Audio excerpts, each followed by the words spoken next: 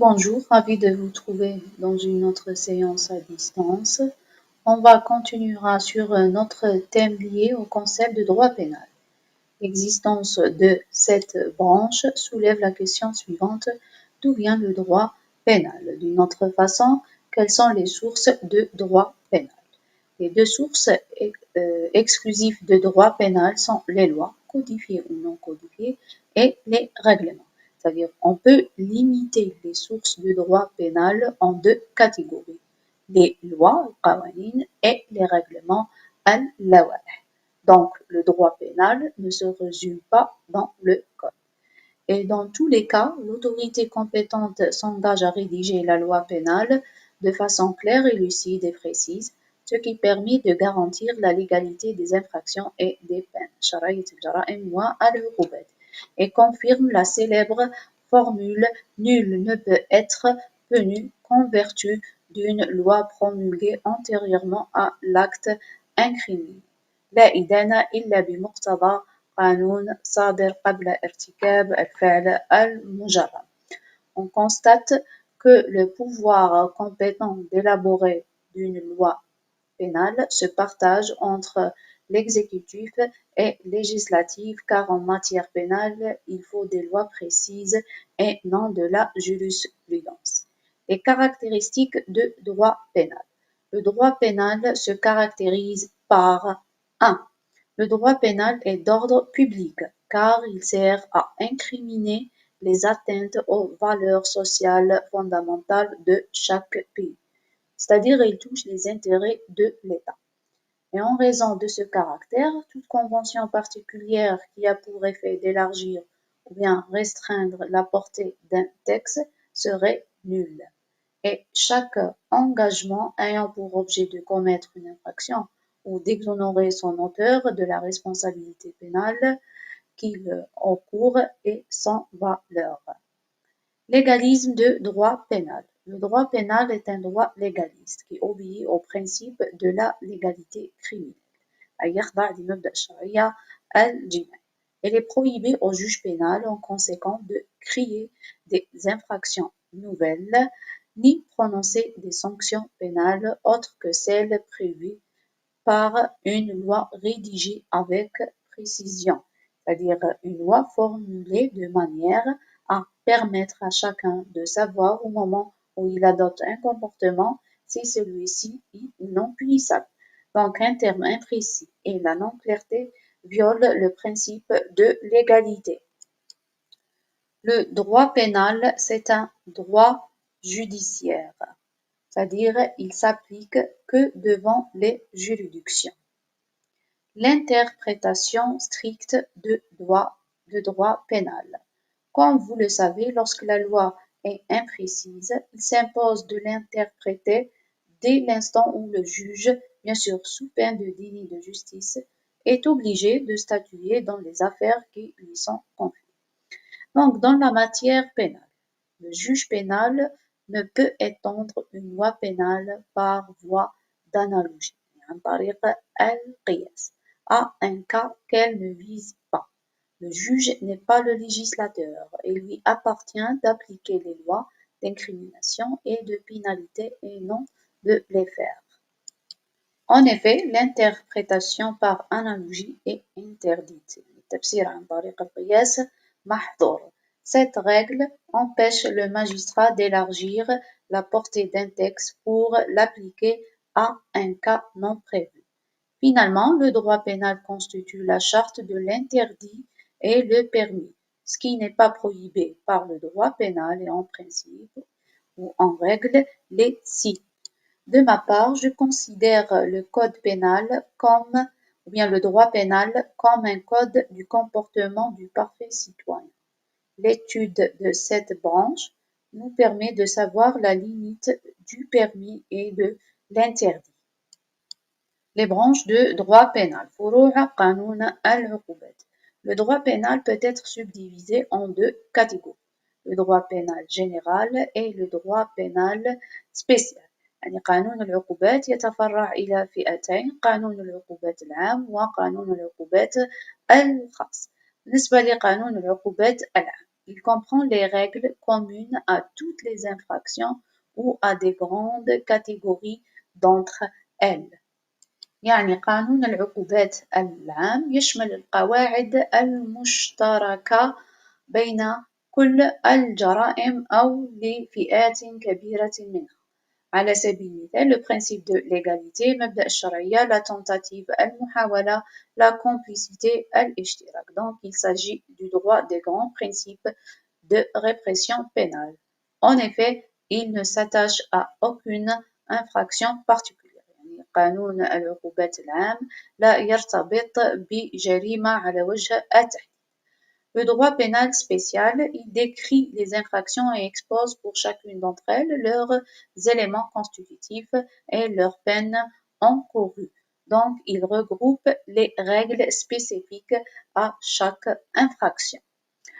On peut définir le droit pénal spécial comme l'étude systématique de toutes les infractions, qu'elles soient insérées dans le code pénal ou dans les textes spéciaux en dehors du code pénal.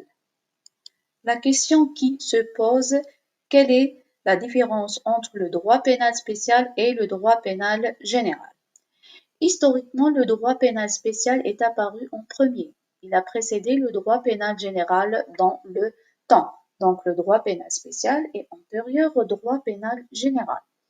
Ce dernier vient pour éclairer le droit pénal spécial, c'est-à-dire s'il n'y a pas de droit pénal spécial, le droit pénal général serait un cadre vide. Et la bonne maîtrise de droit pénal spécial passe par une bonne maîtrise du droit pénal général. Le code pénal algérien est divisé en deux grandes parties. Après une première partie de droit pénal général qui sert à déterminer les principes généraux de droit pénal, le premier livre intitulé Peines et mesures de sûreté, عقوبات وتدابير الأمن. Deuxième livre, Faits et personnes punissables, الأفعال والأشخاص الخاضعون للعقوبة.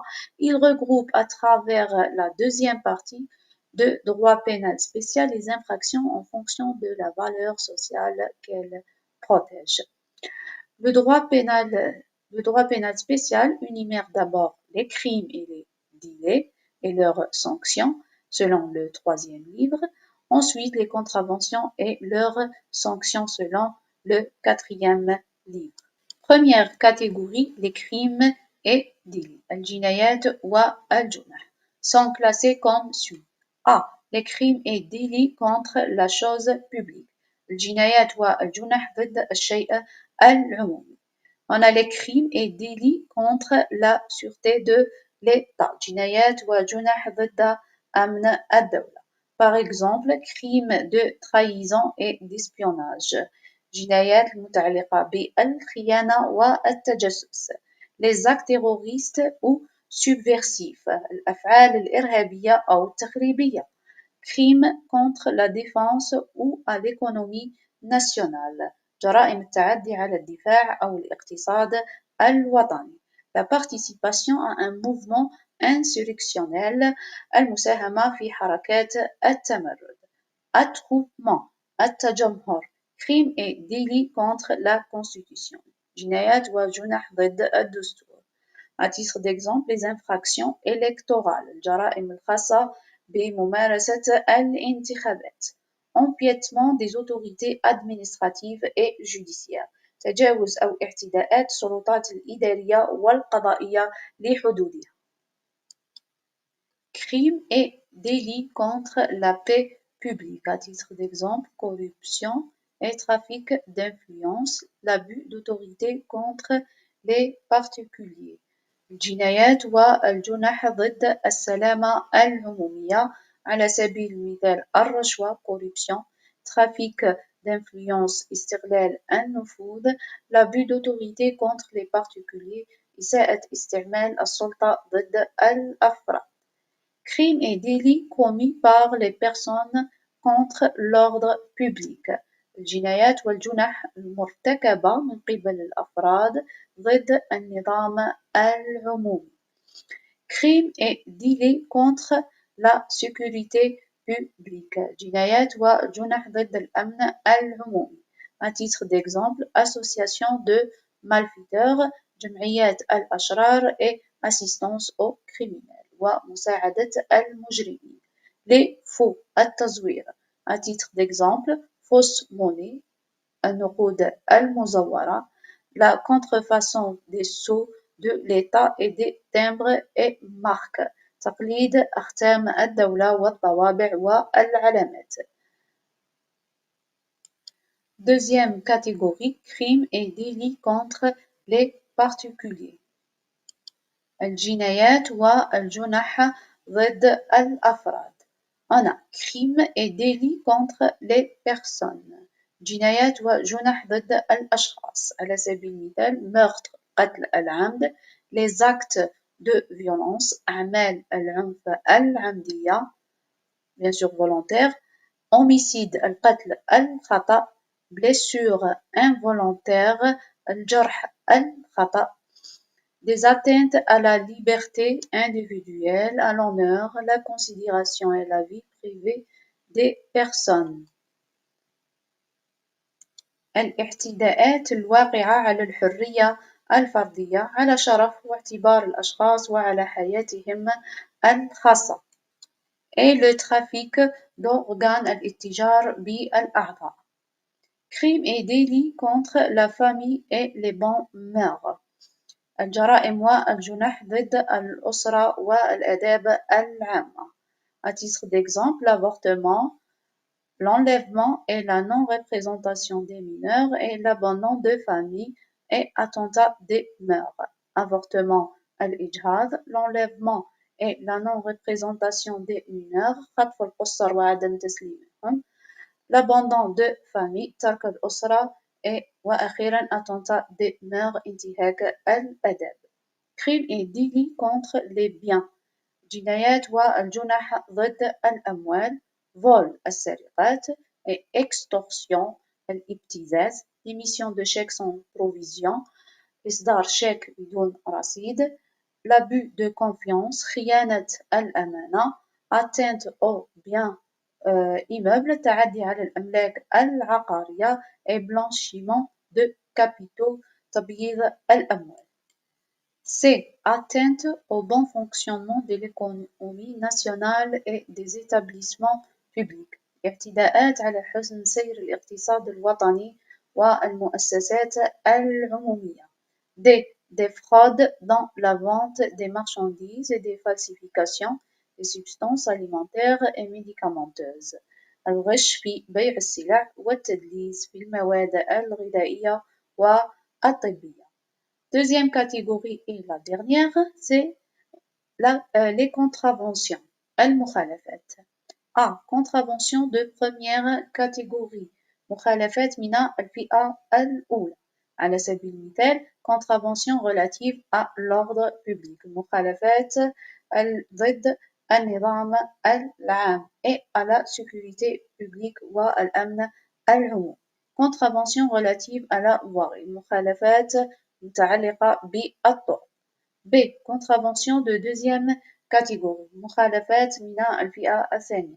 Contravention relative aux animaux. مخالفات متعلقة بالحيوانات. aux biens وبالأموال. Et finalement, contravention relative à l'hygiène publique. المخالفات المتعلقة بالصحة العمومية.